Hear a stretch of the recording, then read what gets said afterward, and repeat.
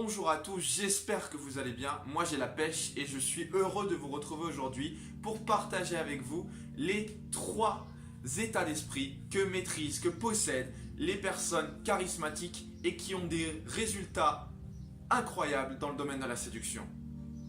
Ces 3 états d'esprit, ce sont des personnalités que vous pouvez maîtriser, qui ne sont pas inaccessibles mais que vous devez travailler. Et pour cela, il n'y a pas mieux que de vous forcer à les intégrer à votre routine de vie. Vous savez, je viens de dire vous forcer. Le cerveau a plusieurs façons de retenir, a plusieurs façons d'assimiler des nouvelles routines. Et l'une des plus efficaces, c'est au début de faire semblant. Vous n'avez pas confiance en vous? Faites semblant d'avoir confiance en vous. Parce que plus vous faites semblant, plus votre cerveau assimile cette nouvelle croyance, ces nouvelles données. Et à force, vous allez finir par réellement avoir confiance en vous sans avoir même eu le temps de réaliser ce changement qui s'est déjà opéré en vous. L'autre exemple de ça, c'est, je le prends souvent, vous savez, quand on voit les policiers en sous-couverture, vous savez, les agents infiltrés. Des fois, il y en a qui tournent leur veste. Pourquoi? Parce qu'à force de faire semblant et de vivre dans un autre monde que le leur, ils finissent par tout simplement aimer ce nouveau monde, s'adapter à ce nouveau monde et ils ne savent plus vraiment ce qui est réel et ce qui ne l'est pas.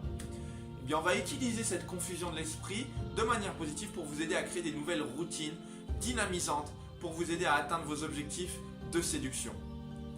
Donc, je vous parlais des 3 états d'esprit que possèdent ceux qui réussissent dans ce domaine. Alors, le premier, c'est ce que j'appelle, et celui que j'affectionne particulièrement, je fais ce que je veux et je m'en fous. Pourquoi je l'aime particulièrement? Parce que pour moi, il me fait penser à la définition parfaite d'un état de liberté.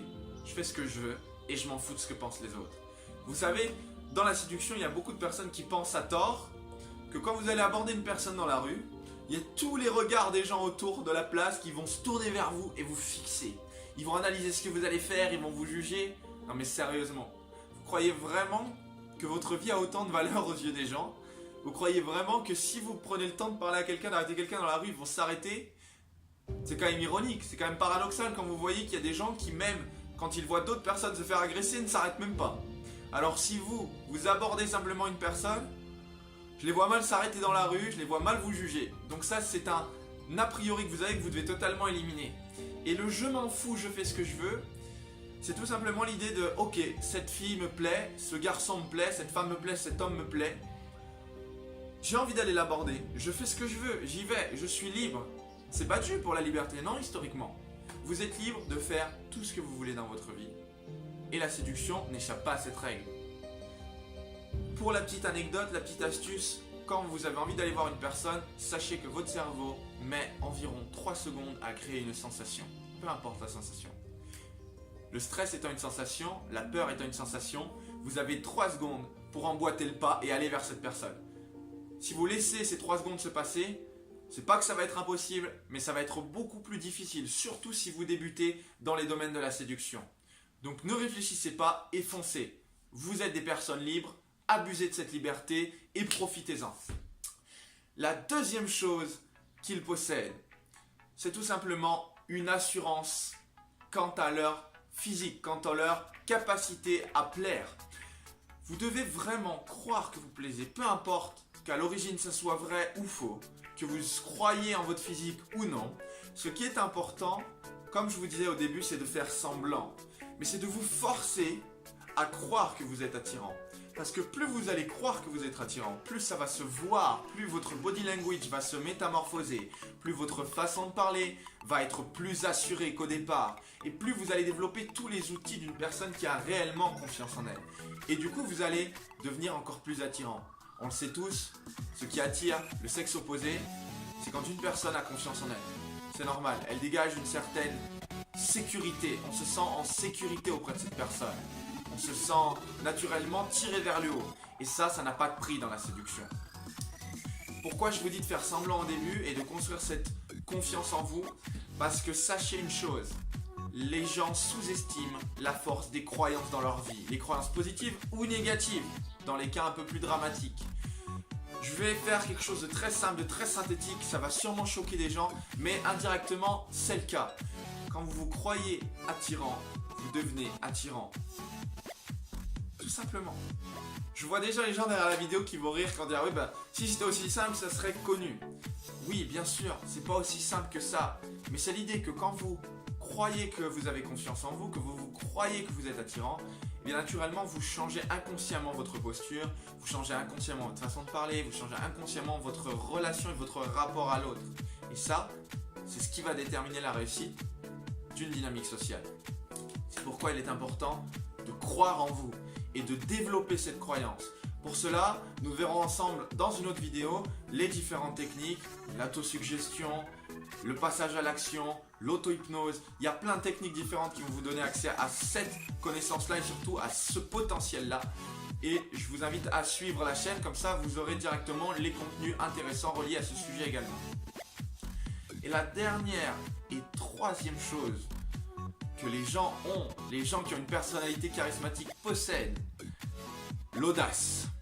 Alors l'audace, déjà, dans le monde en général et non seulement dans la séduction, c'est ce qui va vous démarquer.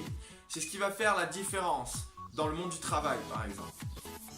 Vous savez, il y a plein d'histoires de success stories, d'hommes qui ont réussi, de businessmen sortis de nulle part, qui ont fait carrière, juste avec une chose, l'audace, qui ont tapé aux bonnes portes parce qu'ils ont eu le courage d'aller taper à ces portes-là.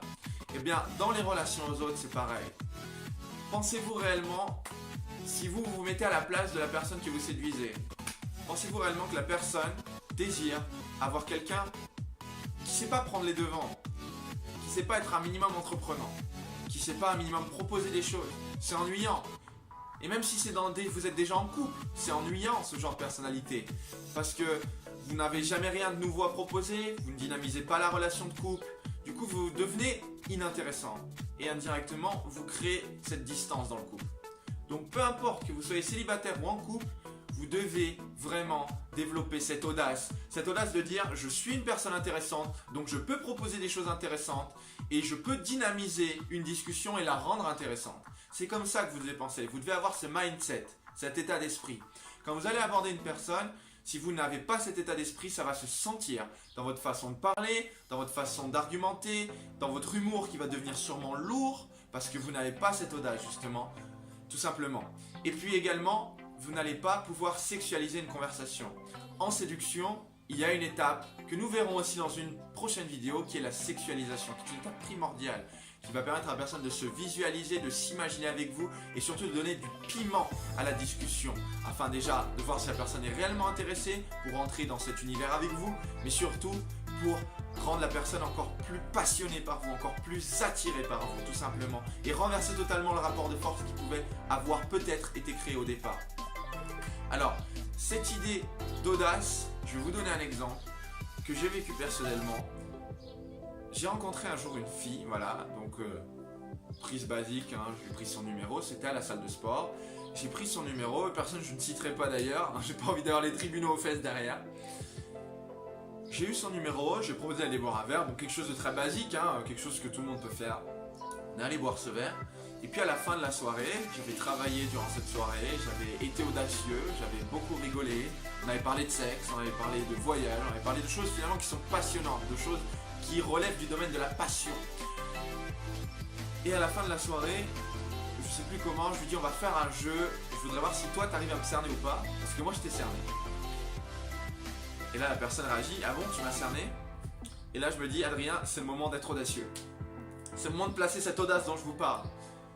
Et elle me demande du coup pourquoi? Et bien qu'est-ce que tu as retenu de moi? Je lui dis écoute, je vais pas te dire les choses bateau, si j'ai retenu une seule chose de tout ce qu'on s'est dit pour le moment, c'est que je te plais. Vous voyez, j'ai marqué un petit silence comme ça, c'est que je te plais. La fille a rigolé, bien sûr, elle a eu un rire, c'est normal quand on vous dit quelque ça, on se dit putain, le mec a des sacrées chevilles, mais c'est de l'audace bien placée, faut pas trop en faire non plus, d'accord, hein? Ce genre d'audace peut vite devenir lourd. Là, j'en avais pas fait de la soirée, ou alors c'était très léger, donc j'ai dit hop, c'est la fin de la soirée, tac, il va falloir jouer avec ça. Et du coup, ça a encore créé plus cette idée de sexualisation. Et cette personne, peut-être quelques minutes après, on s'est embrassé sans aucun problème. Et c'est devenu ma copine, tout simplement. Bon, c'est plus le cas, c'est plus ma copine, mais voilà. Pour vous donner un exemple de comment on peut, grâce à l'audace, amener une solution, amener un niveau au-dessus dans cette interaction de séduction. Voilà, je viens de partager avec vous les 3 états d'esprit que vous devez développer et maîtriser dans le futur pour devenir une personne attirante, séductrice et charismatique. J'espère que ça vous a plu, que vous avez trouvé ce contenu intéressant. Pour me le dire, je vous laisse bien sûr laisser un commentaire en dessous de la vidéo, partager et vous abonner à cette chaîne si ce n'est pas déjà fait. Et sur ce, je vous dis à bientôt pour une prochaine vidéo.